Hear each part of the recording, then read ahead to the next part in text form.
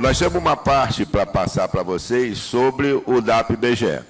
A importância de passar isso tem vários aspectos, né? O DAP tem crescido muito e agora, felizmente, para nossa alegria, está chegando a oposição. E sem oposição nada funciona bem, né? Você tem que ter uma referência, ninguém é certo totalmente. O DAP agora está nas redes sociais. Outro está me mostrando uma notícia aí que a pessoa vai ganhar o atrasado, paga 30 para o advogado, 27 para o imposto de renda, não sei quanto. Então, para que vai entrar na ação? Isso é bom, que tenhamos uma oposição para a gente poder refletir sobre todos os aspectos, todas as questões. Mas eu queria passar uma apresentação sobre o DAP, que tem a ver com tudo que a gente vai falar aqui. A gente pode falar de IBGE, de recadastramento, de e-mail, mas a base principal é isso. O DAP está fazendo 15 anos, tem aí a apresentação? Está fazendo 15 anos de novembro. Nós estamos programando uma série de coisas, né? Vai perder a inocência. Quer dizer, o DAP, agora em setembro, atingiu o número de 8.864 associados. Isso não deixa de ser uma boa notícia, mas traz uma série de outros problemas que a gente tem alertado aqui diversas vezes. Primeiro, essa diretoria do DAP é a menor diretoria do DAP em todos os tempos. Além de ser a menor diretoria, nós contamos com 15 pessoas, temos 2 fora de ação, que é o Antônio e o Manuel Antônio, né? Isso diminui para 13, para 5 dias da semana, dá 2 diretores por dia aqui. Porque ninguém é remunerado, vem justamente para ajudar. E a gente tem pedido para as pessoas que podem ajudar em alguma coisa, que venham ser voluntários, ajudar de uma certa forma. Porque 2 pessoas para atender quase 9 mil no Brasil inteiro, é difícil, é muito difícil. Então, nós chegamos a 8.684. Felizmente, não vou dizer infelizmente não, felizmente, porque nós temos uma grande vitória, uma grande luta pela frente que interessa a todos, que é a questão dos 40 pontos da GD e BGE. Aí está mostrando. Primeiro problema, nós falamos o ano passado inteiro, que nós, desde que nós começamos a executar essa ação, passamos a ter uma série de problemas.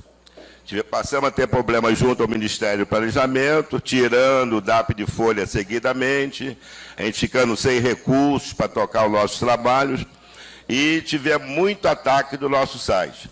Esses ataques resultaram praticamente na destruição do nosso banco de dados, que, se não era bom, resolvia muita coisa. E o banco de dados ele é muito acionado, porque a Justiça também pressiona muito informações sobre associados. Fizemos uma campanha de recadastramento, chegamos agora, nessa data, que é a data desse documento, apenas 2.361 pessoas se recadastraram. Ou seja, cuidamos de 9 mil e só conhecíamos 30%, menos de 30%. Por pouca gente e sem informação, para atender a Justiça, para atender o nosso interesse, está ficando difícil essas coisas. Então, o recadastramento, ela é 27%. 72% das pessoas não se recadastraram. Aí fala assim, é importante. Quer dizer, o cadastro em si já é importante.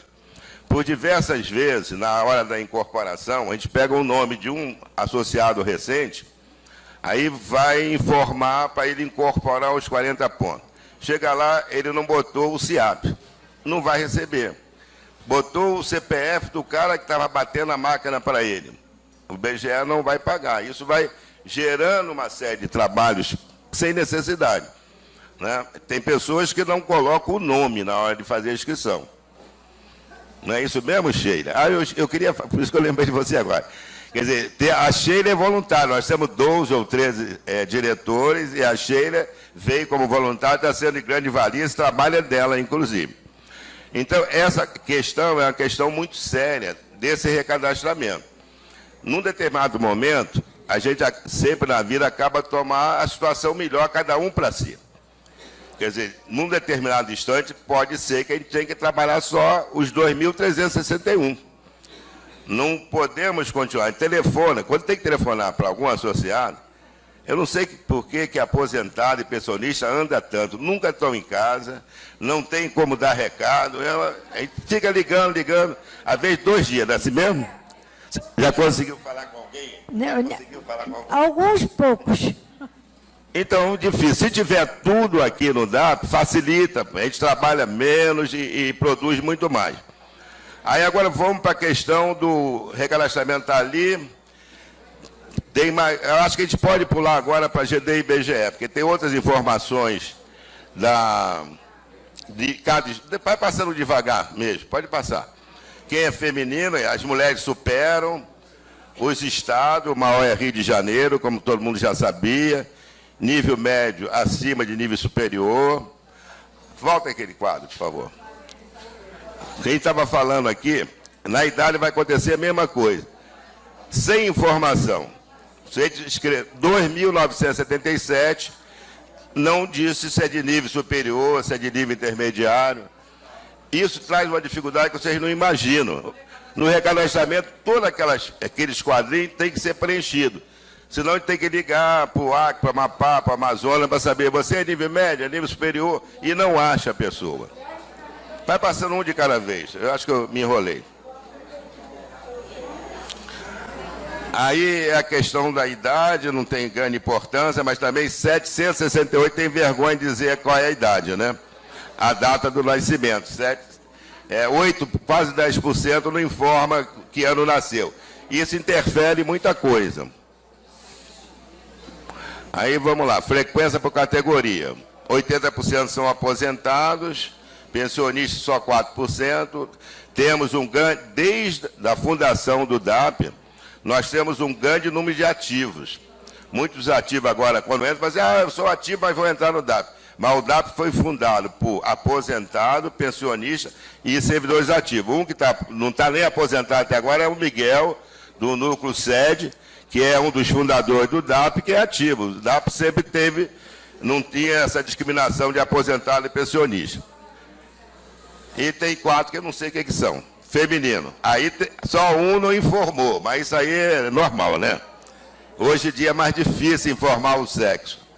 Aí uma questão que vem trazendo um sério problema para nós é a questão da incorporação da GDBGE. 6.384 pessoas conseguiram incorporar. Isso quer dizer que nós já mandamos mais de 7.500. Algumas voltam por problemas na informação do cadastramento, outras por ter direito ou não, e desde agosto o IBGE não incorpora. Segundo eles, que o planejamento pediu para cadastrar a ação servidor por servidor, beneficiário por beneficiário. E eles iam tentar incorporar esse mês. Eu não temos retorno deles nem dos associados se esse mês voltou novamente a ocorrer a incorporação. Aí o que veio dar um grande trabalho para nós, eu não estou vendo onde está. Ah, sim. Isso está dando trabalho para nós muito grande, aquele cinza ali, né? Bem, 6.384 pessoas incorporaram a GD-IBGE.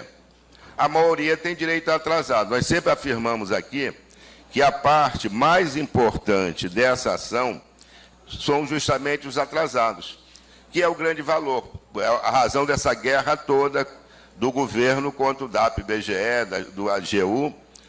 Então, até 3, 4 meses atrás, nós estamos mandando e-mail por telefone, não conseguimos identificar as pessoas. Nós temos 1.934 pessoas que ainda não entraram com a ação dos atrasados. Pode ter aí uma quantidade de uns 300, 350 de óbitos, que não informou a família. Mesmo esse nós estamos tentando localizar. Mas pelo menos 1.500 pessoas não perceberam que estão no meio do caminho e pararam de caminhar. E a solução foi mandar e-mail para todos, se estiver correto, vai receber. Corresponder, se estiver correto, vai receber. E estamos sentando tudo na página do DAP, essas informações. Então, isso é bom deixar claro sobre isso. essas pessoas nós estamos dando prioridade. As pessoas estão entrando agora para incorporar, alguns não têm nem atrasado a receber. Vai começar a ter agora, porque o IBGE parou 2 meses de incorporar. Então, tem pessoas que mal aposentou... Silêncio. Já recebeu... É para ficar quieto? Eu não entendi, né? Tem pessoas... Eu estou sendo autista. Tem pessoas que mal aposentou, não teve perda nenhuma. Esses são os que mais ligam para saber. E meus atrasados eu recebo quando? Você não tem atrasado. Você recebia como ativo, passou a aposentar, não recebia o mesmo valor. Esses não têm atrasado. E não dá para separar essas pessoas daquelas que antes não queriam ser sócias do DAP e não estavam interessadas na ação. A prioridade são desses 1.934, que são sócios antigos, que estão a maioria desde o início da ação, em 2009, e por algum motivo não sabe que tem esse direito. Então não está sendo disponibilizado nem procuração, nem boleto para os novos. A gente vai disponibilizar sim, mas não sem antes terminar esse recadastramento, terminar essa questão da GDBGE, que está uma série de problemas. Essa questão de recadastramento deu problema na confecção de boleto do advogado, do juiz, que fica cobrando uma série de coisas aqui. Então, esse quadro do DAP, eu vou fazer uma introdução sobre esse quadro, que a gente queria, basicamente, pode até recompor a mesa, dar a verdadeira identidade do DAP para todos. Vou tentar colocar como eixo essa execução dos atrasados. Não vou falar de política nem de religião, não, porque as pessoas, às vezes, acham que é religião. Quer dizer, surgiu já uma segunda denúncia contra o presidente da República, diz que nessa denúncia ele vai gastar o dobro que gastou para se livrar da primeira. A notícia que a gente tem é que os mineiros estão felizes pelo Cruzeiro, mas estão muito chateados que venderam as hidrelétricas de Minas todas. Quer dizer, o que a gente percebe que no Brasil há uma corrida muito grande pela questão do dinheiro. Também não é surpresa, porque aqui no DAP-BGE a corrida pelo dinheiro também está muito grande. Eu quero entrar na ação, cadê meu atrasado? Então, o que se diz que há uma crise fiscal muito grande no Brasil, em que o DAP, embora pequenininho como nesse momento tem um peso muito grande, que é essa ação do DAP contra o governo federal. Porque, se vocês olharem os números e comparar com os nossos, do orçamento, quer dizer, os deputados também querem dinheiro para fazer a propaganda política, dizem que vão precisar de 5 bilhões de reais. O Brasil vive uma questão de transformação e uma visão monetarista muito grande. Então, essa ação nossa, eu falei várias vezes, e errei numa das primeiras vezes que eu falei sobre isso, ela tem um peso muito grande na questão econômica do Brasil hoje. Qual seria esse peso? Eu falei anteriormente, e eles me cobraram aqui depois, que acreditava que a RPV, que são aqueles valores inferiores a 60 salários mínimos, começariam a ser pagos esse ano tranquilamente. Essa é a visão que nós tínhamos. Mas essa ação, de uma certa forma, passou a ser uma questão de honra do governo pelo valor que ela representa, e o RPV, que poderia ser uma coisa muito simples, pode criar uma situação chamada fato consumado. Nós recebemos já umas 3 ou 4 relações do escritório, íamos combinar até uma forma de comunicar às pessoas que o dinheiro estava no banco, mas essa ação tem trazido uma característica interessante. O juiz manda pagar, expede o guia de requisitório, tem aquele prazo com a RPV de 90 dias, nesses 90 dias o governo tem conseguido reverter na justiça mesmo esses pagamentos. Mesmo esses pagamentos o governo tem conseguido colocar abaixo, como eu não sei. Também até sei que tem tanta gente que devia estar presa e estar solta aí, mandando, fazendo acontecer, quer dizer, não é a lei que prevalece. Então, no momento, a gente nem sabe. como está a situação de pagamento. Nós já devemos ter umas 200 pessoas cujo processo se encerraram, os processos se encerraram, foi expedido o pagamento, mas não foi pago. Não sei se escapou alguém. Dizem até que teria precatório a ser lançado, mas não confio muito nisso. Mas por que RPV é uma coisa insignificante? Isso que eu estava dizendo antes. Vai significar que realmente o direito é líquido e certo. Alguém já recebeu os atrasados. Pronto, alguém, 2, 3, 4 recebeu atrasado. E nossa previsão para essa ação, desde o início, que ela só termina no Supremo. E o Supremo também é complicado, né? Só vai terminar no Supremo. O escritório de advocacia está tentando entrar está forçando uma reunião com a Justiça do Rio de Janeiro e com a AGU para as coisas correrem como realmente tem que correr. Não estou dizendo que estamos fazendo nenhum acerto, estou dizendo o seguinte: a AGU às vezes faz coisa no processo que não tem nada a ver, só para ganhar mais 2 meses, 3 meses, 4 meses, 5 meses. E os nossos advogados confessam também que eles tomam certas providências nesse sentido, porque se ele tem uma vitória na segunda instância importante, joga. Então essa ação virou um barata voa para todos eles. Quer dizer, a AGU está enlouquecida, o escritório está enlouquecido, porque um quer fazer correr de um lado, outro quer travar. A ideia é que vai haver uma reunião entre a AGU, nosso escritório, que é a CMO Advogados, e a Justiça do Rio de Janeiro, falar: vamos fazer o seguinte, vamos fazer as coisas tecnicamente.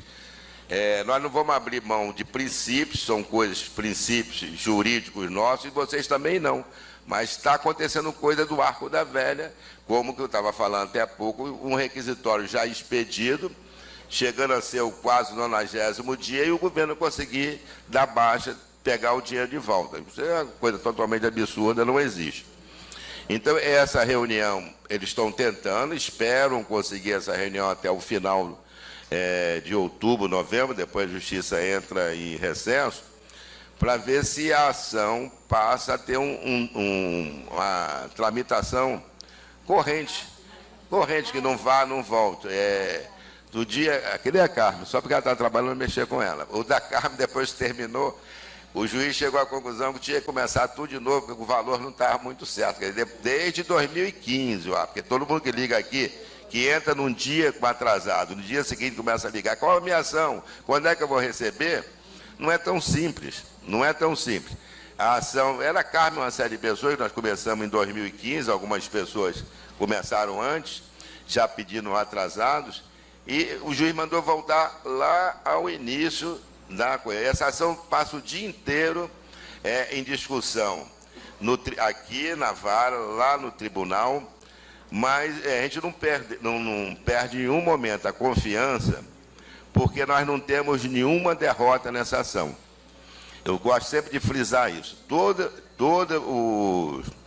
os recursos, os embargos que o governo colocou sobre essa ação, todos eles foram vencidos. Nós não perdemos, em momento algum, perdemos nada. E diz aí que são o quê? 300 já embargo, 200 recursos, nós não perdemos. Então vai chegar um ponto que a ação tem que ser resolvida. Houve uma época também que se discutiu muito prescrição da ação. Nós sempre dissemos que ela não prescreve porque ela não teve um trâmite correto. Houve até propaganda sobre isso. Tem que correr todo mundo, que a ação termina em 2016, não foi? Isso deu um tumulto. Agosto de 2016 vai terminar. Agora é agosto de 2017, ninguém falou nada, né? Graças a Deus. Isso dá um tumulto danado.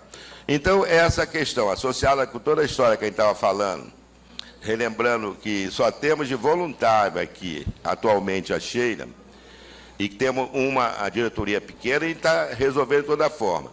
Isso, de uma certa forma, vai fazer, e isso eu tinha que falar com vocês em primeira mão, a gente cumpriu uma questão que a gente teria que cumprir anteriormente, mas fomos tocando a vida de acordo com as nossas necessidades, com a necessidade dos nossos associados. O nosso estatuto, nós vamos fazer 15 anos, nosso estatuto tem 15 anos. Ele nunca foi atualizado em relação ao Código Civil. E o nosso estatuto era uma coisa muito fechada, muito clara, transparente, bem pequenininho, em que todos os diretores são eleitos de 4 em 4 anos, sob a forma de um colegiado, que se divide pelas diversas áreas do DAP para atuar, e todos atuam em todas as áreas, se distribui durante a semana, não recebe remuneração alguma, e assim a gente veio fazendo e mantendo isso. Chegou um ponto que o DAP foi crescendo, tivemos que começar a contratar pessoas externas. Tivemos que contratar pessoal para a questão da comunicação, da internet, advogado é um contrato à parte, pessoal para limpeza, para dar alguma assistência. Nós vamos apresentar as propostas, quer dizer, desde que nós estamos deixando bem claro, porque uma decisão de mudança de estatuto é uma decisão de assembleia. Nosso estatuto não suporta mais aquele grupo de voluntários trabalhando aqui para todos nós, embora ninguém reclame, trabalhe, venha sempre, não teve nenhuma interrupção por causa disso, mas a gente tem que estruturar o DAP agora a um nível que possa enfrentar a AGU, o governo e outras questões mais. Da mesma forma que nós estamos procurando tirar o DAP do isolamento, que o DAP é uma coisa só nossa, que não tem outras relações. Eu vou falar sobre esse movimento para tirar o DAP do isolamento, seja ele político, social, qualquer coisa que seja, mas o nosso estatuto precisa de uma revisão. Nessa revisão, nós temos uma discussão há 15 anos se alguém poderia ser remunerado no DAP. O estatuto não permite. Mas acreditamos, no momento que a gente vive, a dificuldade de ter colegas que possam nos ajudar, porque as pessoas também têm que complementar salário, uma série de coisas, estão ganhando dinheiro lá fora. Para vir não ganhar dinheiro no DAP é uma coisa muito complicada. Então, um dos pontos que a gente deve mexer é essa questão desse tipo de contratação, de ter uma diretoria não remunerada, eu acho como ponto de honra, que sempre vai ser importante a gente ter aquela pessoa que vem aqui só porque está vestindo a camisa dos colegas. Eu digo que a maior conquista que nós temos é poder estar ajudando aos nossos colegas seletistas, com um abono que a gente dá todo ano para eles, porque ninguém, nem nada, nem governo, pagou a eles o devido pelo trabalho que eles tiveram no IBGE, e vai ter que ter uma certa forma de preferência, que a discussão da remuneração, que dizia os mais antigos até do que eu aqui, que nós não queríamos ter uma entidade que fosse estranha a nós, que preferíamos que tivesse alguém dirigindo, pessoas que conhecessem a nossa vida, a maneira que nós somos, e tudo isso, que fosse uma continuidade da família ibegiana. Então, é provável que no futuro tenha que contratar pessoas do IBGE, por conhecer todas as questões específicas nossas, e mudanças desse tipo. Mas essas mudanças, depois que a diretoria se reunir e tiver um escopo, nós vamos colocar as mudanças para ser aprovadas. Mas, de princípio, eu gostaria de saber, se eu me fiz entender, que nós precisamos mudar nosso estatuto para enfrentar essas questões daí. Queria ouvir de vocês. Ninguém tem, né? Todo mundo é a favor? Quem é contra, então, fique como está, não fale nada. Então, fica como informe.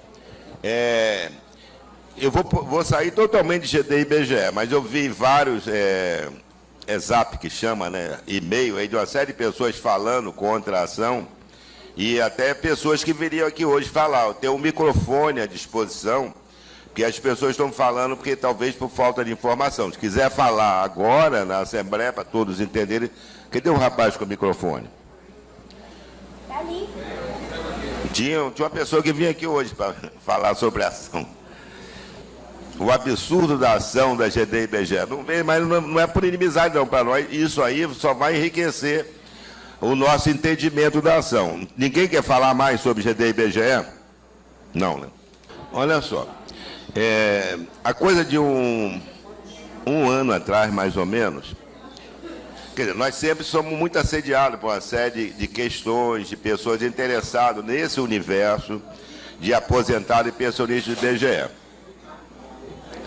Há coisa de uns 9, 10 meses, a OAB do Distrito Federal nos procurou com um convite para ir a uma reunião em Brasília que tratava de uma questão que talvez nós não estejamos nem acompanhando aqui, que o governo ia mexer na Previdência Complementar. O PL 627, não importa o número, ia fazer uma modificação e nós decidimos, nós nunca, sempre assim, alguém chega assim, eu tenho um seguro, tenho um plano de saúde, a gente deixa que apresente, cada um decida por sua vontade própria. Aí nós fomos a essa reunião e começamos a ver naquela reunião que existe muita coisa de interesse nosso e dos nossos associados que nós não acompanhamos a discussão. É interessante que tem a OAB no Rio de Janeiro, tem uma série de instituições no Rio de Janeiro, e que muitas assim nos interessam as propostas que vêm dessas entidades. E nós fomos a essa reunião e passamos a fazer parte de um grupo de mobilização contra a modificação da Previdência Complementar. A coisa de um mês atrás, se comemorou os 40 anos da criação da Previdência Complementar, que no nosso caso aqui do IBGE era a CIAS, que nós tínhamos a CIAS como Previdência Complementar. Então, todas aquelas discussões que nós já nos livramos em tese, que ainda temos alguns envolvimentos com a CIAS, há uma discussão muito mais avançada lá no âmbito dessas pessoas que estavam lá, que são pessoas de previdência complementar, tanto da parte privada como do governo, e das coisas que estão sendo geradas em função disso, que vou no início que comecei a falar, que é tudo por dinheiro mesmo. Quer dizer, um amigo meu que é grande capitalista, graças a Deus para ele, né? Ele diz, o dinheiro não some, ele troca de mão. E hoje, a discussão no Brasil, o dinheiro vai ficar com quem, né? Então, conosco nem sempre. Vou fazer até um paráfrasozinho sobre isso. Nós, sobre os atrasados, reforçando a importância da vitória dos atrasados. Essa incorporação que nós conseguimos já a coisa de fazer 2 anos, ela deve estar representando em torno de 12%, né, do nosso salário, né? Isso aí o governo tira numa reforma da Previdência. Num ano sem aumento, que tem uma discussão sobre aumento, que é inconstitucional, ele tem que dar aumento de 5% no ano que vem. Não, dá menos, você está ganhando muito. 25%. Tá bom. Eu ia falar sobre o assunto do... Você me confundiu, mas é mais ou menos assim. É sobre o aumento. O aumento é uma lei do ano passado. No ano passado, o governo fez uma lei. É lei. Quer dizer, a gente continua batendo na tecla da lei e da justiça. Ele fez uma lei dizendo que os servidores do IBGE iam receber um aumento de tantos por cento dividido tantas vezes. Enquanto essa lei vigorar, o governo não pode dizer que não vai pagar. Esse ano criou-se a dúvida. Vai pagar em agosto ou não vai? Pagou porque tem que pagar, porque a lei existe. E ele não pode fazer uma lei para revogar a lei. Quer dizer, no agosto, ano que vem, ele tem que pagar 5%. E da onde que ele vai tirar dinheiro? Quer dizer, dizem assim, né? Vai tirar da Previdência, que nós não devíamos pagar e pagamos. Não entendi nada.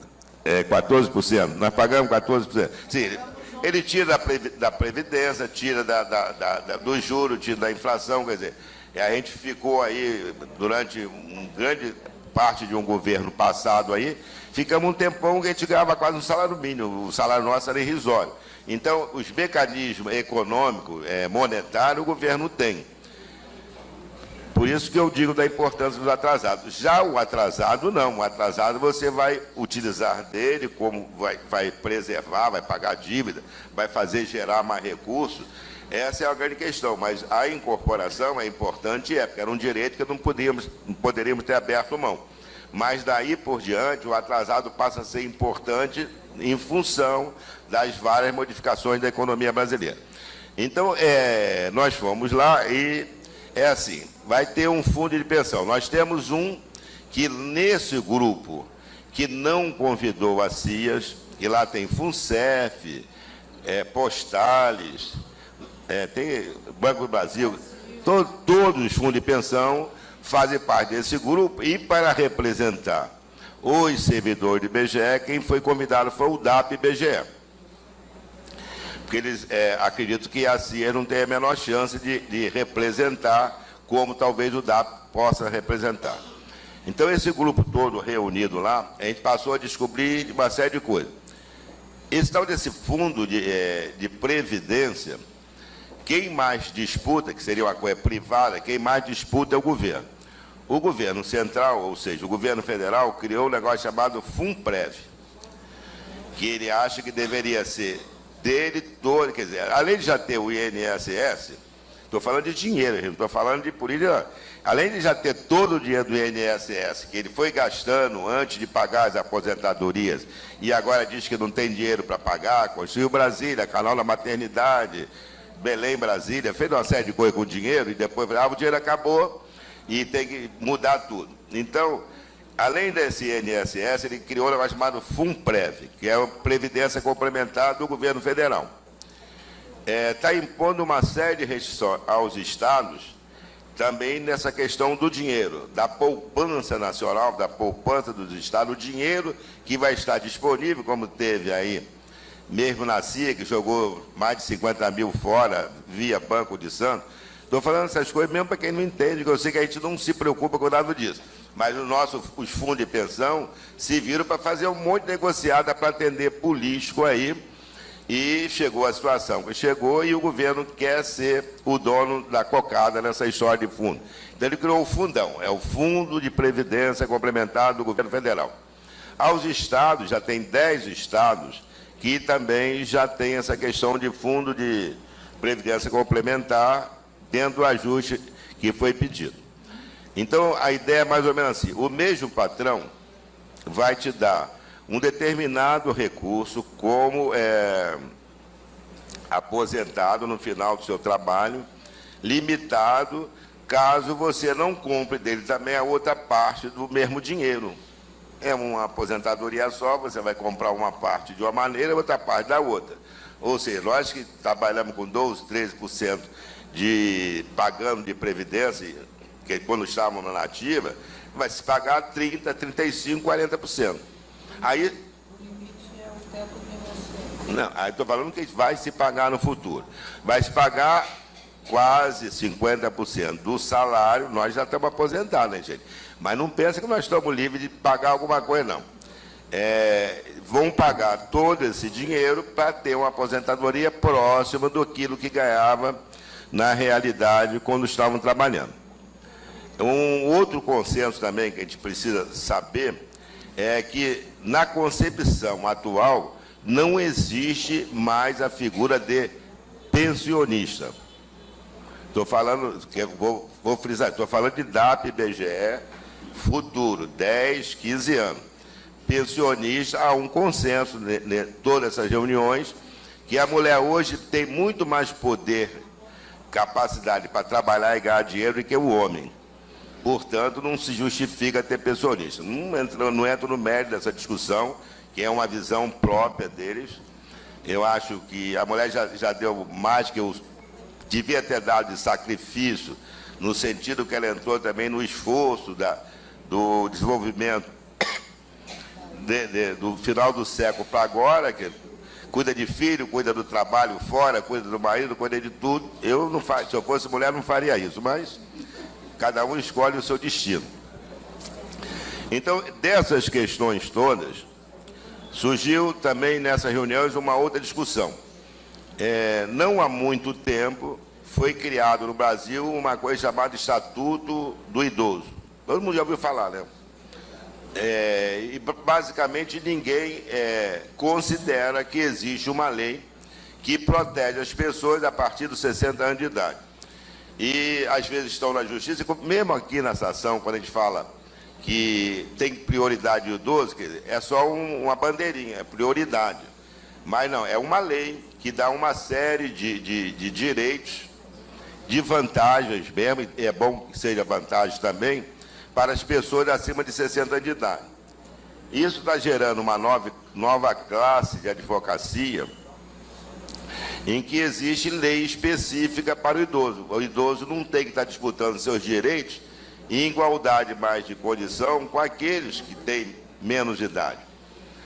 Então, essa é uma questão que nos chama a atenção, que é essa questão da advocacia, que atenda diretamente, especificamente, aposentados e pensionistas, e uma questão nova, que é a medicina para o idoso, que nós não sabemos ainda, estou falando do que saindo do isolamento, abrindo um pouco a janela do DAP, começamos a ver umas coisas que podem ser bastante interessantes. Se discute muito nesse grupo que nós estamos falando, que nós estamos acompanhando, que os planos de saúde no Brasil foram feitos, e nós sabemos que sim, com o objetivo, o mesmo que foi pego pela Lava Jato, pela Satyagraha, quer dizer, um grupo de políticos forma uma questão para apoiar um determinado plano de saúde, tanto que o governo tinha plano de saúde, nós tínhamos plano de saúde de graça, que era direito e tudo, cria-se uma questão política e que depois cai no nosso colo a questão do dinheiro. Aí nós passamos a pagar um pouquinho, depois passamos a pagar muito mais, depois, além de muito mais, passamos a pagar também o uso, porque a definição que faz nesses fóruns é que os planos de saúde são viciados, que todo mundo ganha dinheiro no plano de saúde. E que o aposentado, né, pelo contrário, os mais velhos, nós os mais velhos, nós ainda temos remorso de achar que nós é que gastamos mais, e a Célia está aí, a Célia foi também na reunião. E diz que isso é mito. Isso é mito, que é o velho que gasta dinheiro com um plano de saúde. Aí bota-se filho, bota-se neto, bota-se uma pessoa de idade, põe as 40 para equilibrar o plano. Mas não tem como equilibrar. Quem são os deputados que levam dinheiro daquele negócio? Quem são os outros órgãos que levam dinheiro daquele negócio? Então a gente não vai equilibrar nunca. Nós estamos fazendo papel de trouxa, nós estamos pagando a mais por uma coisa que era muito mais barata, né? Estamos sendo muito mal atendidos. Eu, por exemplo, estava sofrendo problema de saúde porque estava sendo muito mal atendido pelo plano de saúde. E há uma expectativa de se criar, diante dessa questão, de se atacar a área jurídica, a área de saúde. É que é Natal? Igualzinho, né? É isso aqui. Então, o que nós decidimos, e aí realmente decidimos ad referendo da Assembleia, nós resolvemos discutir mais com essas pessoas, porque eles realmente criticaram a gente, dizendo, vocês só pensam na parte jurídica, vocês têm muito para oferecer para os aposentados de vocês, nós queremos que vocês façam parte. Nós teremos uma reunião aqui no Rio na próxima semana e vamos gravar essa reunião e passar essa informação. Quer dizer, a tendência nossa é de ver exatamente para que o DAP está chamando para fazer parte de um grupo que está, a Associação Nacional dos Aposentados do Banco do Brasil, da OAB, de uma série, da Caixa Econômica, porque o IBGE também estaria sendo chamado. O que significa isso? Vamos gravar essa reunião, vamos colocar a disponibilidade no site e vamos decidir na Assembleia se realmente é interessante ou não. Quem está falando isso a título de informação, que além dessas questões jurídicas, eu talvez tenha sido meio confuso, mas falei, muita coisa vai mudar, até para os futuros aposentados. Os aposentados mais antigos, nós hoje ainda conseguimos auxiliar com o DAP. Os aposentados para futuro, dentro dessa perspectiva econômica toda que está traçado, não sei como eles se virarão. eu espero estar aposentado pela terceira vez, não quero estar aqui, né? As mudanças que a gente vai ter que fazer no DAP, mas de tudo isso, o que é de mais importante é que nós temos, bota aquela paginazinha do cadastramento. Quer dizer, o mais importante de tudo isso que ele está falando, está alertando a vocês, desde a dificuldade de se trabalhar 9.000 pessoas, com 12 pessoas divididas por 5 dias da semana, de ter um banco de dados que apenas 27%, ainda não está tão confiável também como parece, mas pelo menos 27% das pessoas colocaram o endereço recente, o sexo, que tinha dúvida da outra vez, né, telefone, e-mail, está tudo aí, né? E essas questões dão um trabalho que vocês não imaginam. Então, mais importante que isso é que esse recadastramento se encerre, que as pessoas que tenham disponibilidade de passar uma tarde conosco aqui, vai ser um prazer e uma ajuda muito grande, né? E tinha um assunto que você anotou aqui que eu não falei, já sei o que é. Então, gente, eu vou encerrar por aqui, ver se alguém ficou com alguma dúvida. Colocamos a questão do futuro, como fazer, do estatuto. Se alguém tiver alguma dúvida, eu vou tentar esclarecer, que a Guilhermina quer fazer alguns acréscimos.